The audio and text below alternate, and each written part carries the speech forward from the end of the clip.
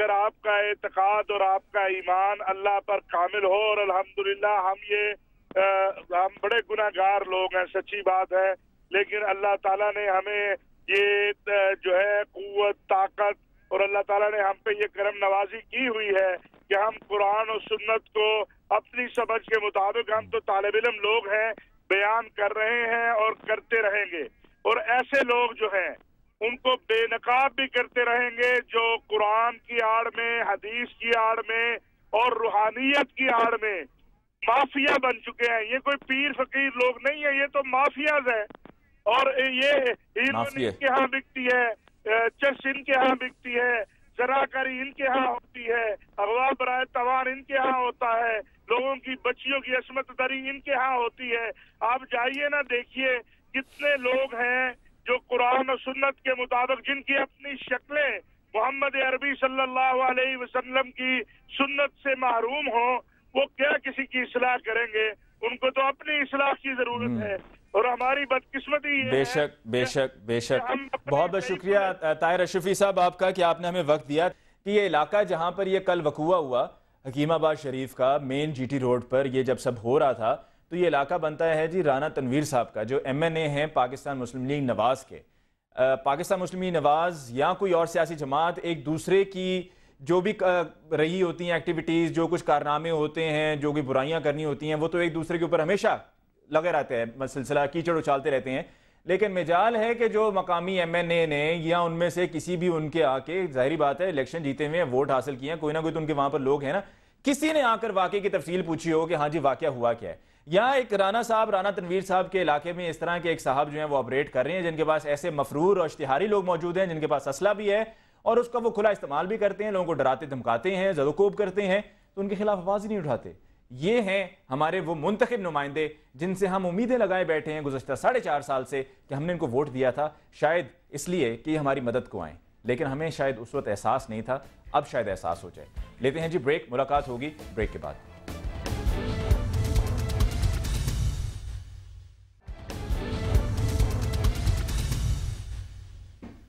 ناظرین بریک کے بعد ایک دفعہ پھر آپ کے ساتھ موجود پروگرام ہم لوگ، اور آج کے پروگرام میں ہم بات کر رہے ہیں کل کے اس واقعے کے حوالے سے کہ جہاں پر ہماری ٹیم ہم لوگ کی گئی اور جا کر کوشش ہماری یہی تھی کہ جو احتجاج تھا اس کو کور کیا جائے، جو لوگ احتجاج کر رہے تھے ان سے احتجاج کرنے کی وجہ معلوم کی جائے، ان سے پوچھا جائے کہ آپ احتجاج کیوں کر رہے ہیں۔ ان کا کہنا یہی تھا کہ جی یہ جو پیر صاحب ہیں یہ جعلی پیر ہیں، لوگوں کے ساتھ ڈرامہ کرتے ہیں، لوگوں کے ساتھ فراڈ کرتے ہیں، اور یہی وجہ ہے کہ ہم احتجاج کر رہے ہیں۔ اور ان کا مجھے یہ بھی کہنا تھا کہ جی آپ پہلے ہمارا موقف ریکارڈ کریں۔ میں نے کہا نہیں جی،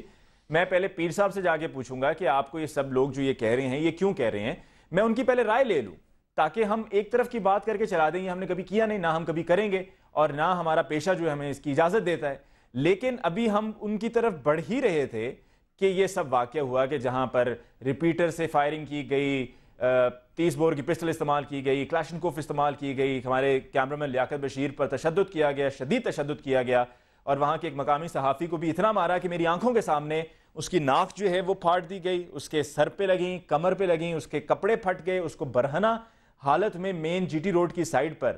برہنہ حالت میں وہ شخص وہاں پر تڑپ رہا تھا اور کہہ رہا تھا کہ مجھے چھوڑ دو، میں نے کچھ نہیں کیا، مجھے چھوڑ دو، میں نے کچھ نہیں کیا۔ اور میں آپ کو ایک بات آج یہ بتاؤں کہ کل جب یہ واقعہ ہوا تو جو احتجاج کرنے والے لوگ تھے انہوں نے جی ٹی روڈ بلاک کی ہوئی تھی، اور یہ وہ شخص تھا کہ جس کو یہ لوگ مار رہے تھے کہ وہ اونچا اونچا آواز لگا کر یہ کہہ رہا تھا کہ خدا کا واسطہ ہے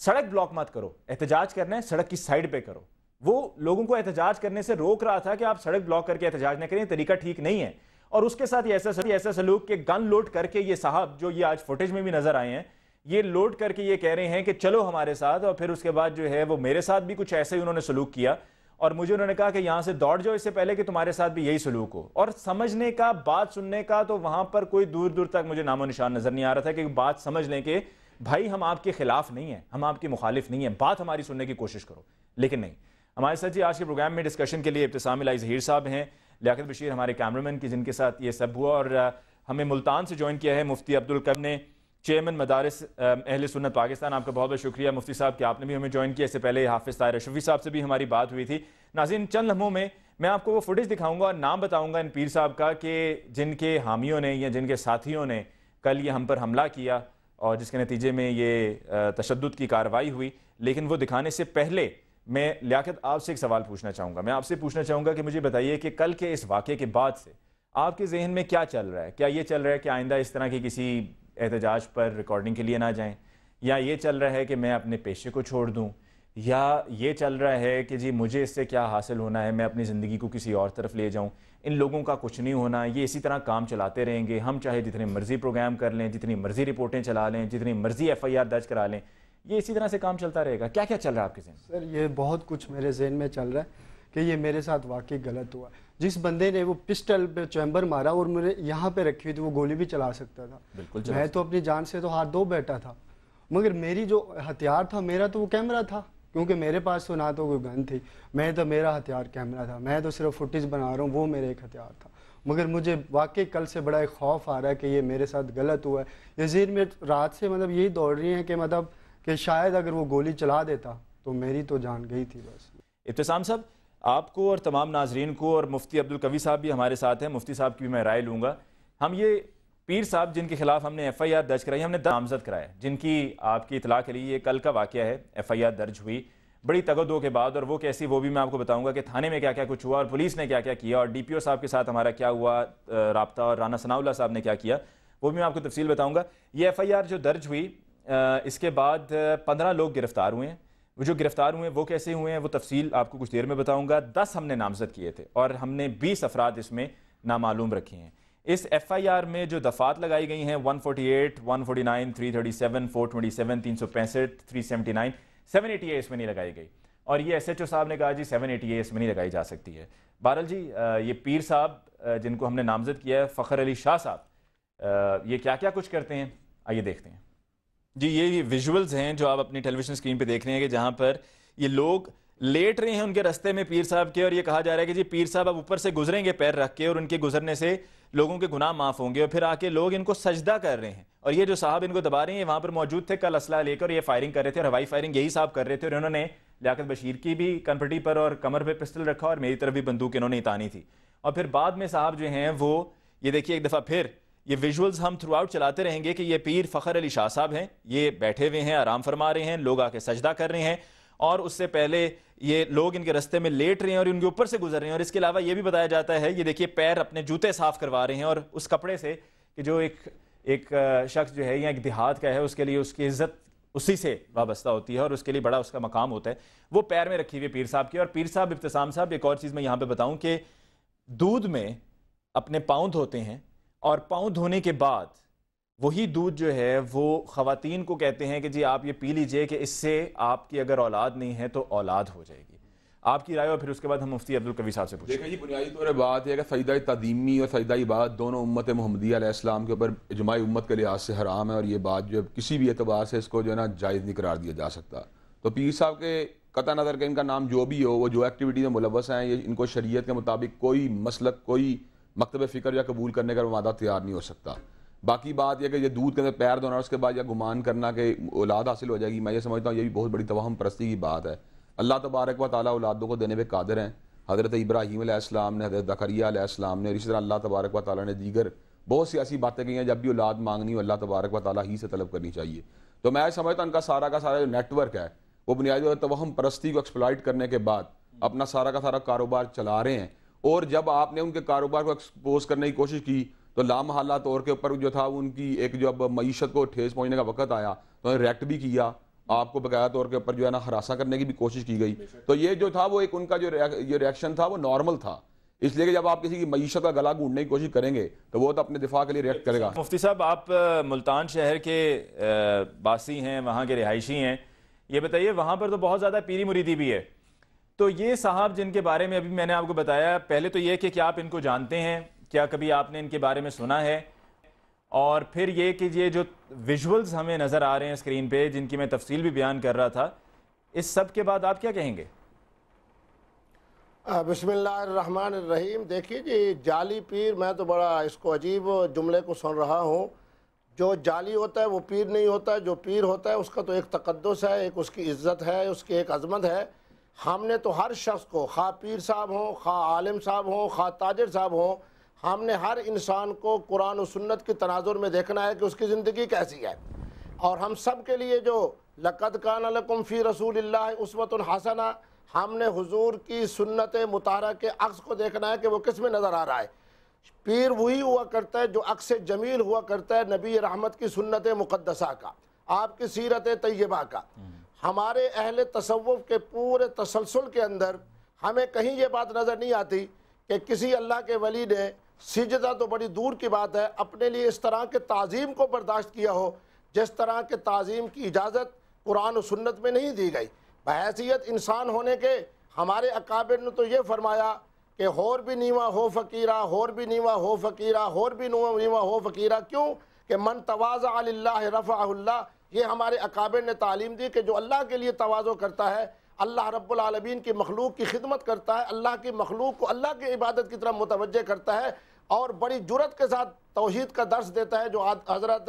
انبیاء علیہ السلام نے عطا فرمایا، اس کو پیر کہتے ہیں، اس کو مرشد کہتے ہیں، اس کو شیخ کہتے ہیں۔ میں یہ سمجھتا ہوں کہ جس آدمی کے بارے میں آپ یہ کہہ رہے ہیں اس کے لیے قرار واقعی سزا کے حوالے سے تو میں علامہ ابتسام علیہ ظہیر موجود ہے، سامری کا جو کردار تھا جب حضرت موسیٰ علیہ السلام تشریف لے کر گئے، آج کل تو چونکہ رمضان المبارک کا مہینہ ہے، نماز تراویح کے حوالے سے قرآن مجید کی ہر آیت اس وقت ہماری نگاہوں کے سامنے ہے۔ جو سزا سامری کو اس زمانے میں دی گئی جس وقت کہ اس نے حضرت موسیٰ علیہ السلام کے لے جانے کے بعد اپنی قوم کے ساتھ جو عبادت کا اور سجدے کا اور الوہیت کے حوالے سے جو اس نے ایک طرح سے ڈرامہ رچایا تھا، میں یہ سمجھتا ہوں کہ آج علماء اسلام کو اکٹھے ہو کے جو سزا سامری کو قرآن میں جس کے بارے میں بیان کیا گیا ہے اسی طرح کی سزا ان لوگوں کو دی جائے، ان پیروں کو دی جائے، ان مولویوں کو دی جائے جو خلاف سنت، قرآن و سنت کے خلاف کوئی اقدامات اٹھاتے ہیں۔ پیر صاحب کے بارے میں ٹھیک ہے، ذرا لوگوں کی آسانی کے لیے مفتی عبدالقوی صاحب، لوگوں کی آسانی کے لیے ذرا یہ بتا دیجئے ایک جملے میں کہ ہمارے مذہب کی روشنی میں ان جیسے حضرات اور اس جیسے شخص کے لیے کیا سزا ہے؟ دیکھیں جی، میں تو یہ کہوں گا کہ علماء اسلام کی مشاورت سے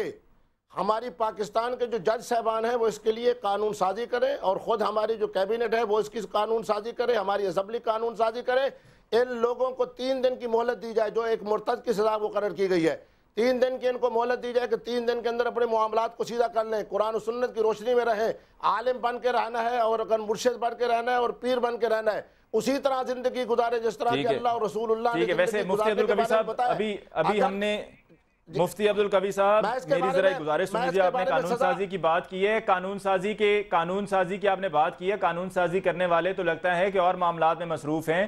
آپ تمام حضرات سے یہ ہم کہہ سکتے ہیں، ابتسام صاحب آپ بھی، مفتی عبدالقوی صاحب آپ بھی، طاہر اشرفی بڑی صاحب جائز بات کی ہے کہ ہم تقورا لا میں ساس والی بات کریں گے، مکمل سوشل بائیکاٹ کیا جائے۔ مودی صاحب آپ کا بالکل جو ہے نا سٹینڈ ٹھیک ہے اور میں سمجھتا ہوں کہ ان کا بائیکاٹ سوشل ہونا چاہیے اور ان کا بالکل وہی معاملہ ہونا چاہیے۔ فتویٰ کیوں نہیں دیتے ہیں؟ دیکھیں جی، آپ نے رائے لی ہے تو ہم نے رائے دے دی، مفتی صاحب وہاں موجود ہیں، ہم ان سے فتویٰ لے لیں، میں تو رائے دے رہا ہوں، مفتی صاحب فتویٰ دیتے ہیں۔ مفتی صاحب بھی مجھے لگتا ہے کہ محتاط رویہ اختیار کریں گے۔ مفتی صاحب کیا آپ کی طرف سے فتویٰ ہے اس پر کچھ؟ بالکل، میں اس سلسلے میں بالکل محتاط نہیں، میں تو ماشاءاللہ جرأت مند شخص ہوں، میں تو اسلامی نظریاتی کونسل سے دستبستہ عرض کروں گا، علماء اسلام سے دستبستہ عرض کروں گا۔ آج ابھی الحمدللہ علماء اسلام جس پلیٹ فارم پہ چاہتے ہیں بڑی محبت سے جمع ہو جاتے ہیں، علماء اسلام سے میں دستبستہ کہوں گا کہ خدا را ان پیروں کے لیے، ان مولویوں کے لیے، ان لوگوں کے لیے جن کے لیے آج لفظ جعلی استعمال ہو رہا ہے، میں تو بڑی جرأت سے کہوں گا کہ میرے جو اہل سنت کا تسلسل ہے اور اہل چشت کا تسلسل ہے وہاں پیر کے ساتھ لفظ جعلی کو تو ہم برداشت ہی نہیں کر سکتے۔ یہ اس طرح ہے جس طرح نعوذ باللہ کہا جائے کہ جعلی پیر کے بعد یہ جعلی نعوذ باللہ نبی ہے اور جعلی قرآن ہے اور جعلی فلاں ہے۔ لفظ جعلی تو ان پاکیزہ الفاظ کے ساتھ ان کو لانا ہے، میں بھی سمجھتا ہوں کہ یہ بھی توہین اور گستاخی کے اندر آتا ہے۔ مفتی عبدالقوی صاحب ہمیں لینا ہے وقفے کے بعد جب ہم لوٹ کر آئیں گے تو میں پوچھوں گا کہ یہ ہوئی ان حضرت کے حوالے سے، یہ فخر علی شاہ صاحب کے حوالے سے جو پیر بنے بیٹھے ہیں اور جو ویژولز ہیں وہ آپ نے بھی کچھ دیکھے، جن لوگوں نے نہیں دیکھے وقفے کے بعد جب لوٹ کر آئیں گے تو ان کو ویژول ضرور ایک دفعہ پھر دکھائیں گے کہ کل کیا ہوا اور ان پیر صاحب کے بھی ویژولز دکھائیں گے۔ لیکن ایک چیز تو واضح ہے کہ جو یہ کر رہے ہیں ان کے بارے میں ابتسام صاحب آپ نے بھی اور مفتی عبدالقوی صاحب نے بھی فرما دیا، لیکن جو ان کے پاس جاتے ہیں